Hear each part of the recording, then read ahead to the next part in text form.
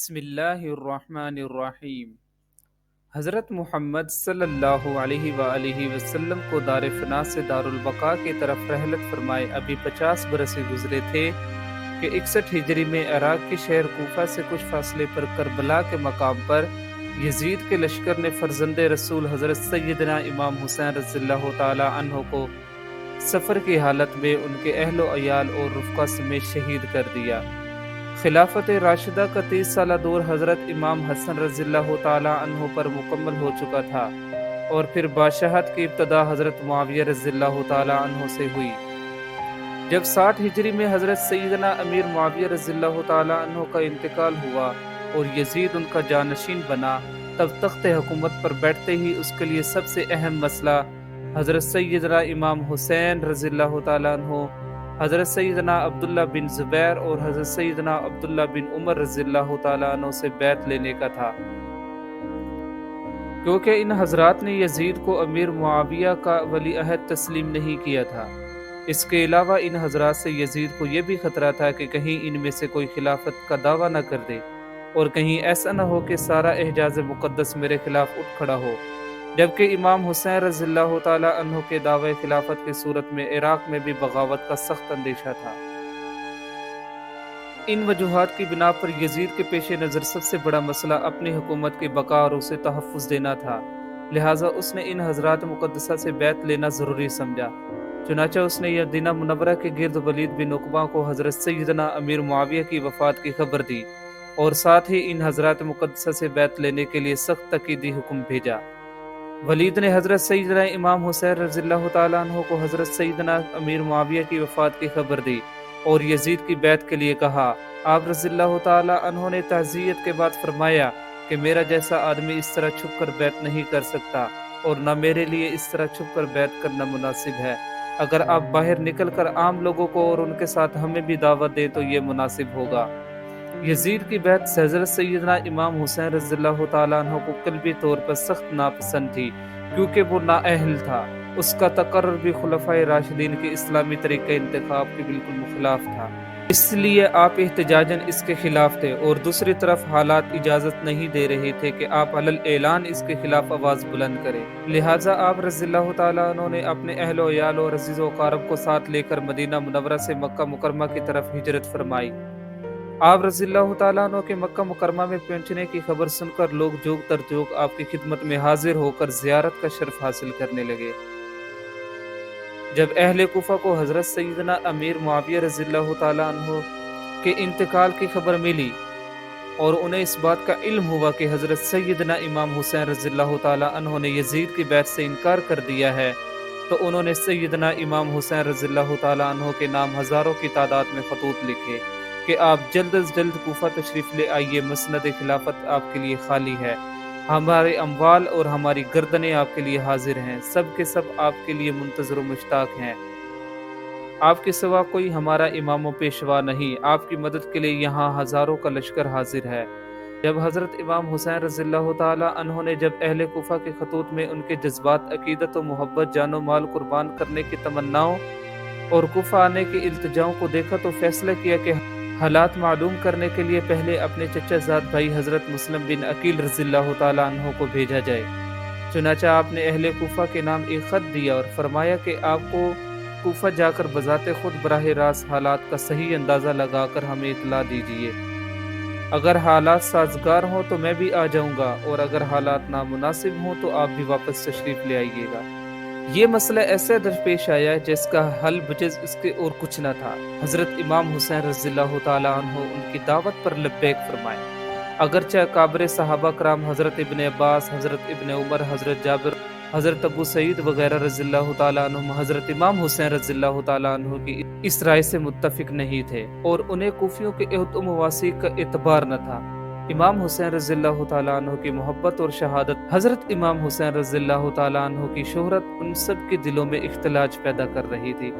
گو کہ یہ یقین کرنے کی بھی کوئی وجہ نہ تھی کہ شہادت کا یہی وقت ہے اور اسی سفر میں یہ مرحلہ درپیش ہوگا،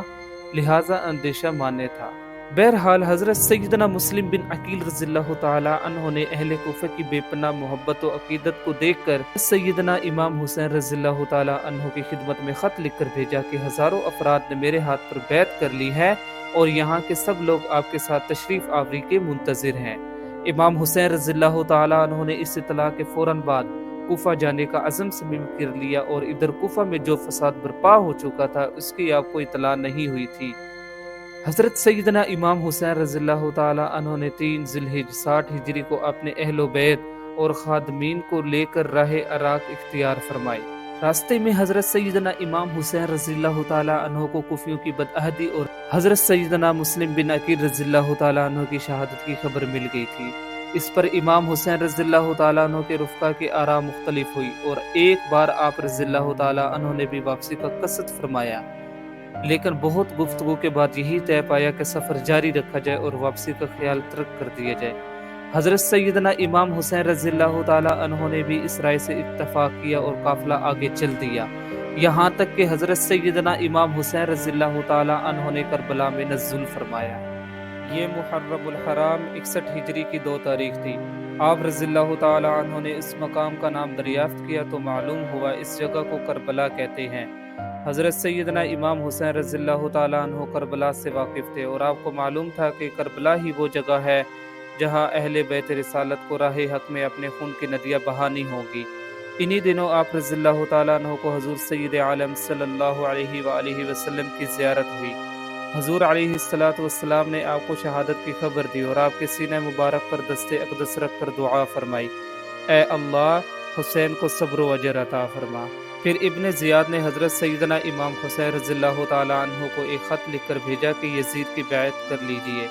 جب وہ خط آپ رضی اللہ تعالیٰ عنہ کے پاس پہنچا تو آپ نے اسے پڑھ کر پھینک دیا اور خط لانے والے قاصد سے فرمایا، اس وقت میرے پاس اس کا کوئی جواب نہیں۔ ایلچی نے آ کر ابن زیاد کو بتایا تو جواب سن کر ابن زیاد کا غصہ بھڑک اٹھا۔ اس نے لوگوں کو جمع کیا، فوجیں تیار کی اور ان کا سپہ سالار عمر بن سعد کو بنایا جو ملک رے کا والی تھا۔ اولاً اس نے پہلو تہی سے کام لیا۔ اس پر ابن زیاد نے کہا، یا تو لڑنے کے لیے تیار ہو جا یا پھر رے کی حکومت چھوڑ کر گھر بیٹھ جا۔ ابن سعد نے رے کی حکومت اختیار کی اور 22,000 سوار اور پیادہ لشکر لے نواسہ رسول حضرت امام حسین رضی اللہ تعالیٰ عنہ سے لڑنے چل پڑا، یہاں تک کہ یہ لوگ دریائے فرات کے کنارے پر قابض ہو کر قافلہ سیدنا امام حسین رضی اللہ تعالیٰ عنہ اور پانی کے درمیان حائل ہو گئے۔ یہاں یہ کاروائی ہوئی کہ سب خیمے ایک دوسرے کے قریب کر دیے گئے، خیموں کے پیچھے خندق کھود کر اس سے خشک لکڑیوں سے بھر دیا گیا۔ اب امام حسین رضی اللہ تعالیٰ عنہ کے رفقا ان کاموں سے فارغ ہو کر سیدنا امام حسین رضی اللہ تعالیٰ عنہ کی خدمت میں حاضر ہوئے اور سیدنا امام حسین رضی اللہ تعالیٰ عنہ اپنے اہل و عیال اور ساتھیوں سے فرما رہی ہیں کہ صبح دشمن سے ہمارا مقابلہ ہے، میں نے بخوشی تمام تم سب کو اجازت دی، ابھی رات باقی ہے، جہاں جگہ پاؤ چلے جاؤ اور ایک ایک شخص میرے اہل بیت میں سے ایک ایک کو ساتھ لے جاؤ، اللہ عز و جل تم کو جزائے خیر دے، دیہات و بلاد میں متفرق ہو جاؤ یہاں تک کہ اللہ تعالیٰ بلا ٹالے، دشمن جب مجھے پائیں گے تمہارا پیچھا نہیں کریں گے۔ یہ سن کر امام کے بھائیوں ساجزادوں اور بھتیجوں اور عبداللہ بن جعفر کے بیٹوں نے عرض کی کہ ایسا ہم کس لیے کریں؟ اس لیے کہ آپ رضی اللہ تعالیٰ عنہ کے بعد زندہ رہیں، اللہ عز و جل ہمیں وہ منحوس دن نہ دکھائے کہ آپ نہ ہوں اور ہم زندہ رہیں۔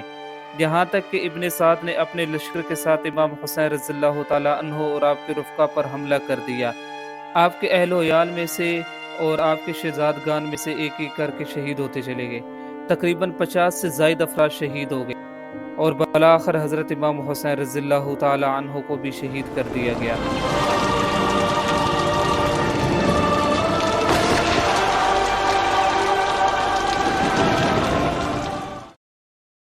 خالد عمودی وہ بدبخت شخص ہے جس کی پیشانی پر اہل بیت کرام علیہم الرضوان کے بے گناہ قتل کا سیاہ داغ ہے۔ یہی وہ شخص ہے جس پر ہر زمانے میں پوری دنیا اسلام ملامت کرتی رہی ہے